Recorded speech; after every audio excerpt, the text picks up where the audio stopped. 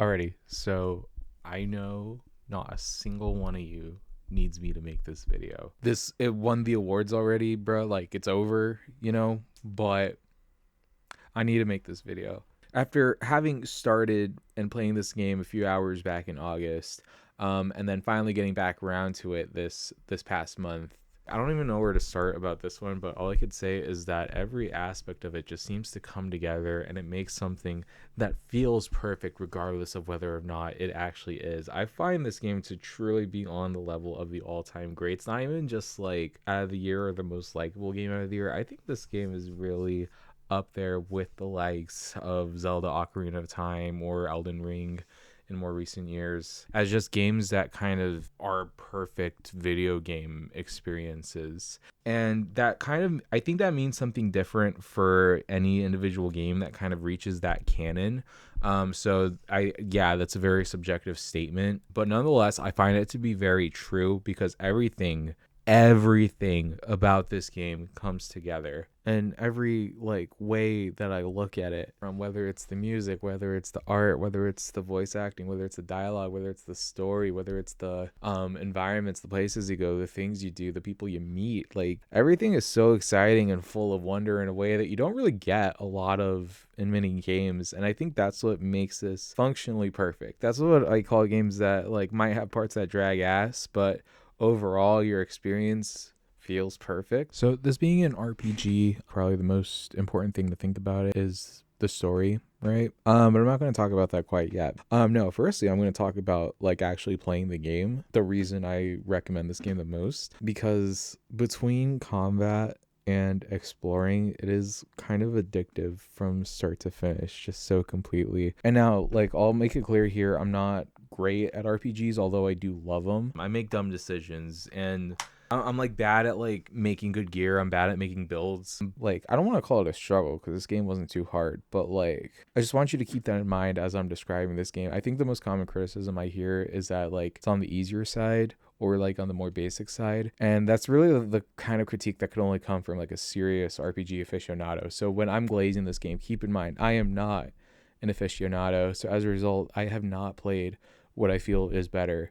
Well, maybe I have. Like, okay, when I was playing this game, there was two games that I especially had in mind. Those were Xenoblade Chronicles and Final Fantasy 16. I think all three of those games have kind of like hallway-ish structures where it's like big circles, long lines, a lot of walking. Across playing all three of those games, it's been a question to me of like how you make that like really, really good. Like I think in my hierarchy, it's this game at the top, Xenoblade right below it, and then Final Fantasy 16 at the bottom. And I think what it mainly comes down to is just like the rewards of exploring feeling worth it. Like in Xenoblade, you're really not encouraged to do everything. You're kind of just encouraged to do what you wanted to do, which I think is great in its own respect. But like it does have the effect of like, why should I fight this boss that's gonna like wipe its ass with me immediately? Like, what am I gonna do with this outfit that like doesn't fit what I'm trying to make my characters like do, right? So like for someone like me who is not good at making builds, who is not like that serious about doing everything, it works to have that game work so much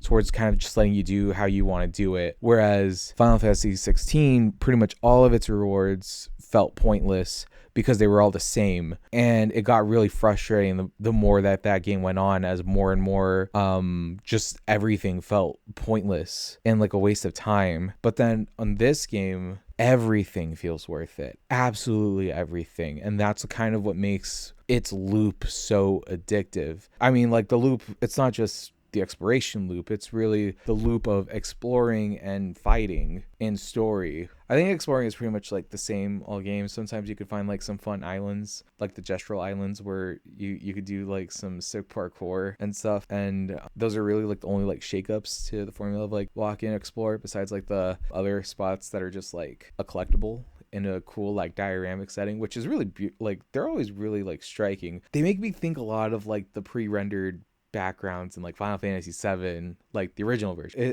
but like with modern fidelity, and it's so gorgeous every single time. You could just like taking these views and you could just think, wow, someone like thought about this and made it. And it's not something you really think about in like a lot of like Final Fantasy 16 or something like that. Where it feels interesting, like seeing the world and like that weird art style, the way everything kind of looks like funky and fantastical, but also real. Like I think realistic character models work like super well in a game with this kind of art style, where like very grim, so gorgeous and so lush. Like the plants, the animals, the creatures, the skies especially. I think this game does some incredible work with like the colors in the sky, especially with all the browns and the oranges, but like even like the blues and the greens. The atmosphere is so heavy everywhere that you go, literally from square one at Lumiere all the way to the end at Lumiere, and like it's just breathtaking, dude. Like it's really hard not to want to walk there everywhere when everything is like just so beautiful and has this always just some kind of gorgeous or incredible music in the background. It's so satisfying of a time. It's just like wow. And you played through this, and like even just not knowing the scale of its development, you're like, wow, this game has so much put into it.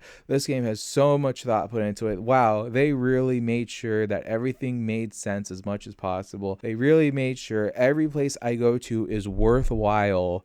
I'm talking every nook and cranny, even in late game, like going back to early areas is worthwhile. You like game developers spent hundreds of millions of dollars to not achieve a similar effect, and it's like insanity. And it really reveals itself to you as you play this game, and you think, oh my god, this game is like so tightly crafted. Wow, are all video games like this? No, they're not. And it's sad. Like, this is what I expected gaming in 2025 to be like when I was a kid. Okay, like, this is actually it. Like, this is, like, just so chock full of things to do and things to see and things going on and things to find that are worth your time. And it's, like, just unlike... It's just, like, not something you see. And it's very fun to, like, find the little branching paths and find the merchants, find the random characters, find the new enemies, and especially to find the little goodies at the end of all those tunnels. Sometimes like as you get later in the game, it's like some really sick secret bosses, but like you'll find like new abilities and new upgrades and stuff, and like it feels like no matter where you go, you find something useful, because like all of these like make you stronger. But like yeah, exploring the map reminds me of Xenoblade Chronicles, except like in a lot of ways, I think Clair Obscur Expedition 33 is like a better Xenoblade Chronicles. Not necessarily a better one, but more so like a more refined one, a more focused one, and one where thought is put into, not necessarily that Xenoblade Chronicles doesn't have a lot of thought put into it, but more so an experience tailored to the possibility of wanting to achieve everything within the game. Whereas in Xenoblade Chronicles, it's impractical. Like by design, in this game, it is practical, and it feels great. Everything feels more useful than the things in that game did.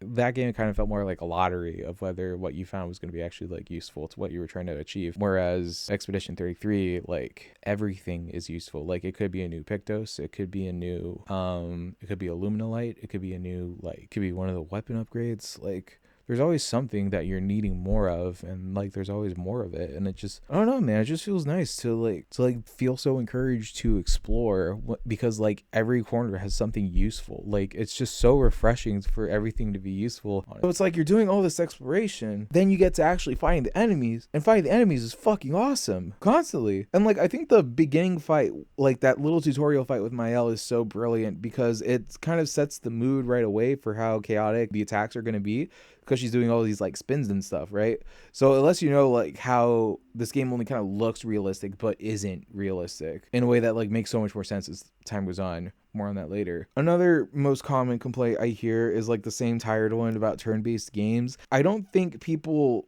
find turn-based games dry. I just think they find dry presentation dry. Like I think most people just think turn-based games are like Super Nintendo Final Fantasy. No shade to Super Nintendo Final Fantasy, but like, you know, just like text box reads, maybe some flickering as an effect, and it's just like kind of like a lot of hard decisions to make, or potentially hard decisions to make if you're stupid, like me rather. Fuck, what was I talking about?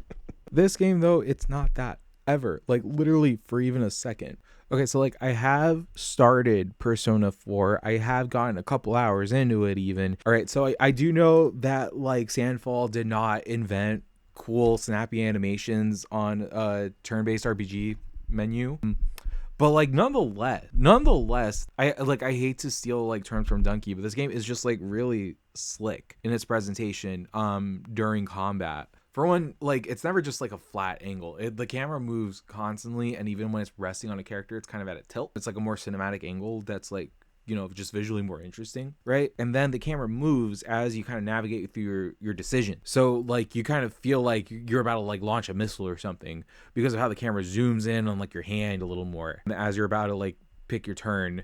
And then like the way it just like pivots over to enemies, pivots back, going straight into like the animations that all have like a lot of thought for how they look cinematically. Not necessarily like about just overdoing it. I mean more the angles, the pacing, all of it feels like very well thought out. And as a result, like it's just striking to look at, both like your own attacks, your enemies' attacks, and like it's satisfying making it further, learning new abilities and getting the rhythm down on the little timing for the attacks. And getting into that too, I think another like thing that puts people off about turn-based games is just like the feeling of waiting a lot. I'm kind of, I guess it's fair if you're not patient, but like this game at least keeps you engaged. It follows into the tradition of like Mario RPG and Paper Mario and such, where, you know, you have to like follow time button presses to maximize and minimize damage from yourself and your enemies respectively. And like it's a little thing that's like not original, but it goes a really long way. Except in this game, the way it works, I think, is just so much more like fair, because the dodge system in this game is so good. Like I do hear some people say that's kind of broken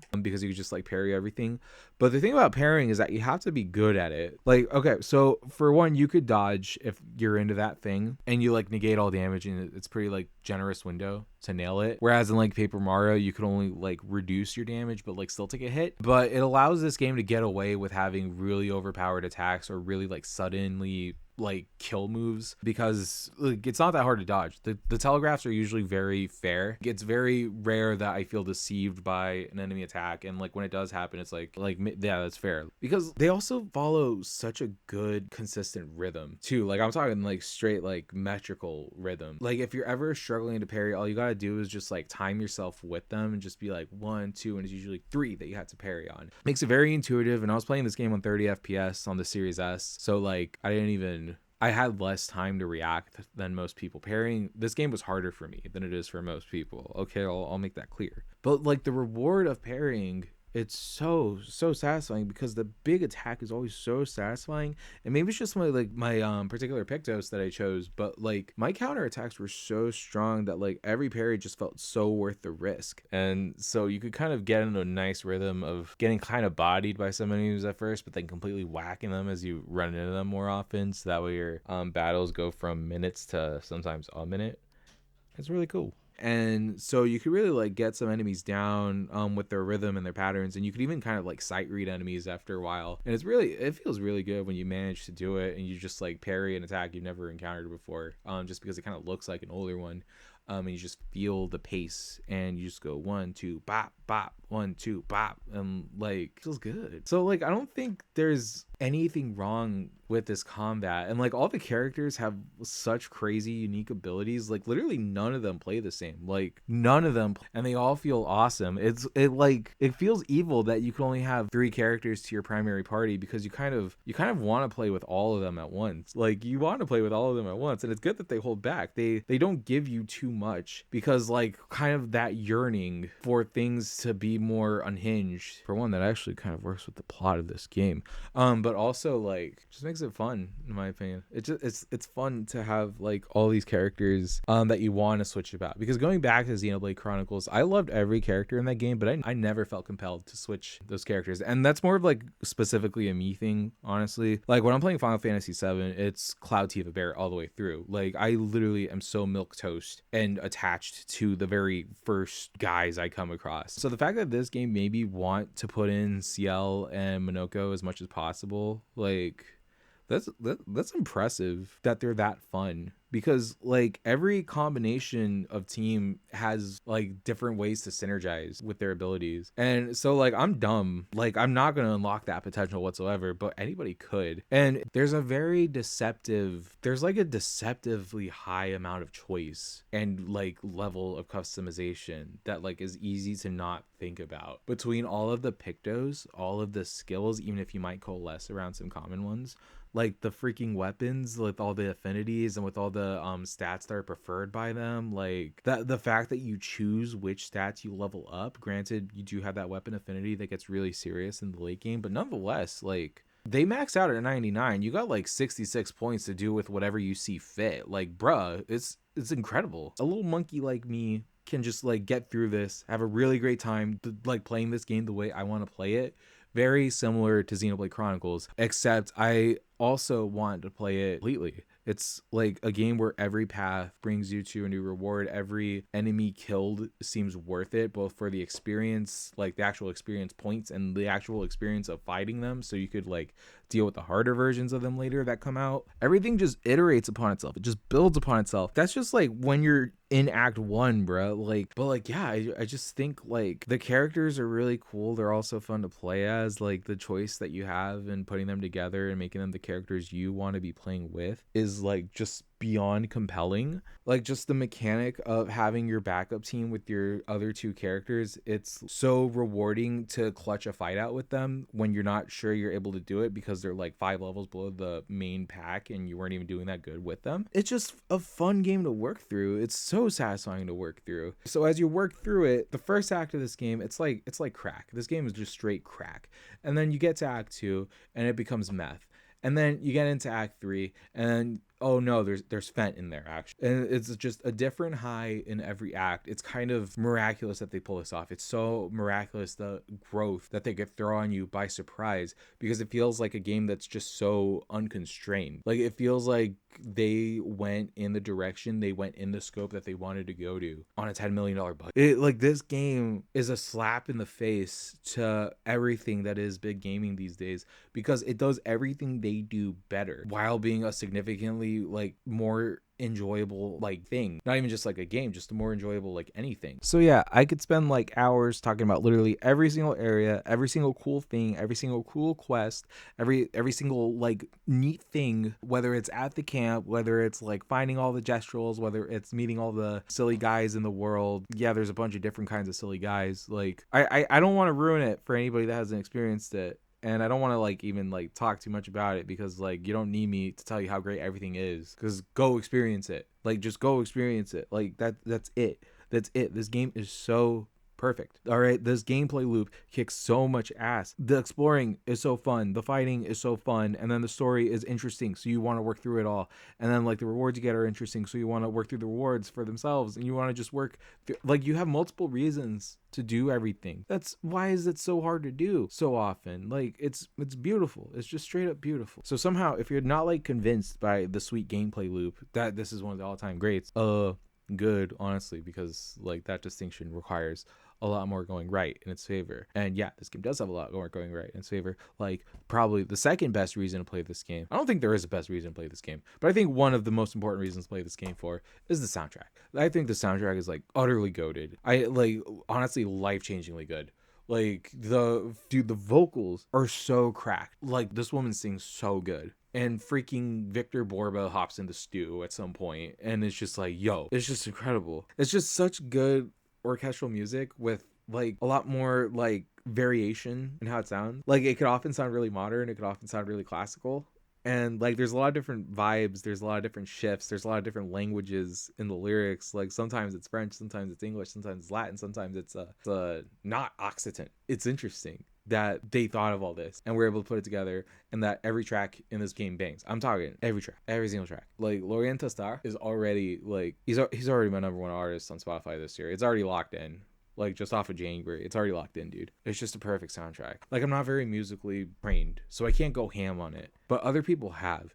And like you should watch these videos going really ham on it, because I can't do it justice. And you should also like listen to like all the live performances, listen to like the Colors performance. The Colors performance is really good, dude. Like this game's soundtrack goes hard, and that freaking live studio tour ain't coming to the US anytime soon. I'm sad, but yeah, music good.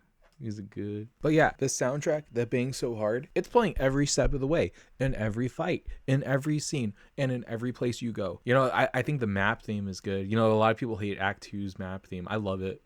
It's catchy. Sue me. It ends soon enough. So like if you're somehow not convinced by one of the most satisfying RPG turn-based gameplay loops possible. If you're not convinced by one of the greatest soundtracks ever, not in video games, ever, and you're still not convinced, that's crazy. But I'm going to hope the story drives you the right way, because as someone who has played a lot of video games, but has also watched a lot of movies and I've read a lot of books, I kind of have different standards for my stories than most. I'm not just talking about in video games. I'm talking like generally I have more of like I have ideas of what a story should be like in each medium, but it's informed by what I think about other media, if that makes sense. So it's not that I think game stories are trash. It's just that I think more often than not, they drag too much ass. Okay, this was a problem that I had. I'm just going to say Final Fantasy 16 because I was talking about it already. I think it just went on too long as a result of not being properly tailored to its gameplay structure. Like, really, that game's gameplay structure was really just so simple, but it was also kind of clear that you were going after a set number of guys, kind of like very gamey, you know, like, oh, find those seven icons.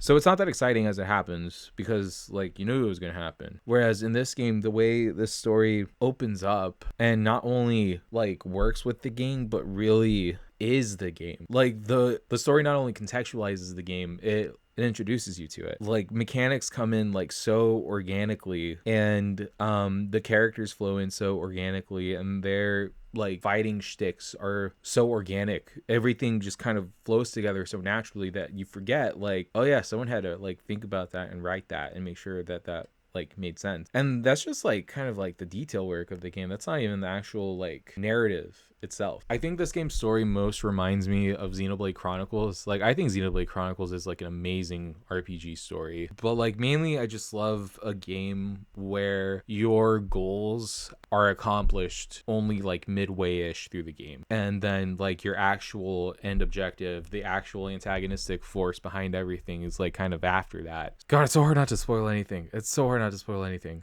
I feel like I've said too much. How do I talk about the story without saying too much? Like, I think this game's story, it feels pretty evocative of Xenoblade's story, which is also why I'm mentioning that game a lot. Like, I just love a good story where your goals change and everything is recontextualized in a way that all of a sudden, like, all the evidence makes so much sense, but that you can never really truly guess what exactly was going on. And it's just so engrossing as the acts progress and as you get just more like into these changing circumstances, these changing motivations, these changing abilities. Like, it fuels the gameplay. Like, the gameplay is already addictive by itself, but the story is so interesting, you actually want to see where things go.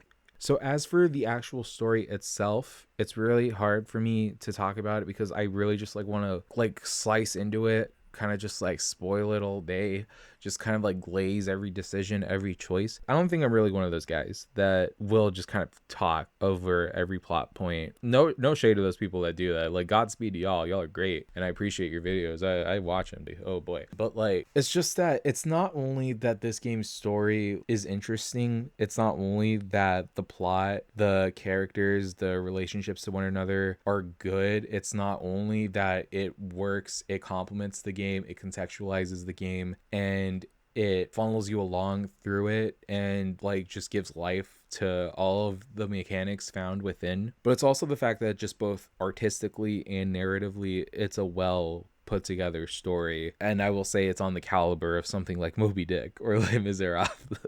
Yeah, you thought I was kidding when I said I was glazing the hell out of this game. No, I wasn't. This game's story is on that level. I have been thinking about this story incessantly since I finished it, because I think it has some very, very well fleshed out, thought out themes that are very intricately built up, not only through the cutscenes, not only through the dialogue, but also just like the chatter that characters have between each other and all the details of the world. That square shaped map, I was complaining about that at one point, and then I've just felt silly by the end, realizing, oh, they knew what they were doing. And the influences of just culture in general, like, it reminds me of a lot of like French literature that I had read previously. And this game also, like, I think you could find some like nods to French authors and stuff, I think I've heard too. So like, it's pretty clear that like these are some cultured individuals writing this story. They didn't just outline it as like, oh, we're gonna start here and end here. Like, I think they really took their time to think about what kind of story they wanted to tell. And not only did they like make a really well written story, but they've also kind of like integrated it into every facet of the game to where it's built up and it makes sense. And like there's just so many layers of mysteries that like as they come answered, it's just like, oh my god, of course, yes.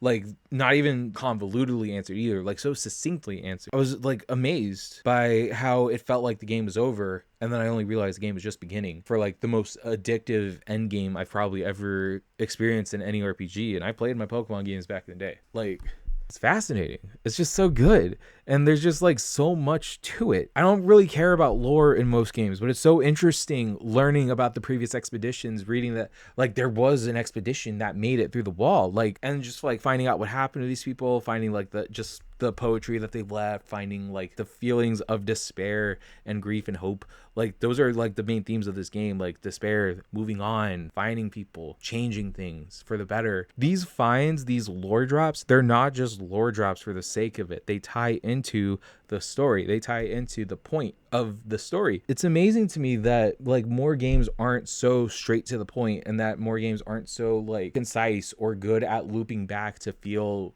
meaningful. Like all the quests are like, there's so few quests, but they feel so meaningful because they tie into your characters. Like it feels like there should be like more, like there should be a quest for Ciela that doesn't exist for some reason. Like, yeah, this game's incomplete. Yeah, I think the story just like works on all fronts, whether you're just like a straight, oh yeah, I like to take my plot just like as popcorn fare, then like it works on that front. If you like to kind of like cut it into your medium more, it's a very rich and engrossing story, world, characters. Like there's so much thought into the story, there's so much thought into like the world, and like we're even left with questions. It's fascinating how much imagination is like on display here so proudly for only $10 million. Like what's the last thing people would argue with me about? Like the ending. I think the ending situation is so good because most games with multiple endings stray into this serious problem where it kind of feels like one ending validates the other. It feels like you have to choose between having a single ending and invalidating all the other ones, or you have to have like none of your endings really matter and like really make it so that way you have like a truly individualized ending. But like, how do you make that work narratively? Well, for one, this game only has 2 endings, and for 2, it's abundantly clear which ending is the right ending in both endings. And that's what makes both endings so compelling to me, is the fact that there's the one ending, the obvious right ending, no matter how emotionally difficult it might be. That's the point of the game, and it's so beautiful, and you just know that no matter how hard it was, you made the right choice, and uninstalling this game was something you had to do sooner or later. Whereas the other one, it's, the seemingly, I call it the easy path, that's what I like to call it, makes it clear that like some things need to be let go. And it's beautiful. It's beautiful in how like kind of gives you everything you like hypothetically wanted at the start but knew wasn't possible, but now it. And it's kind of horrifying to see it, and just to see like it's like watching your like homies just like tweaking in the corner. It's just like, oh no, what happened to you, and so it kind of shows you, you should have picked that other ending. And that's the way to do it.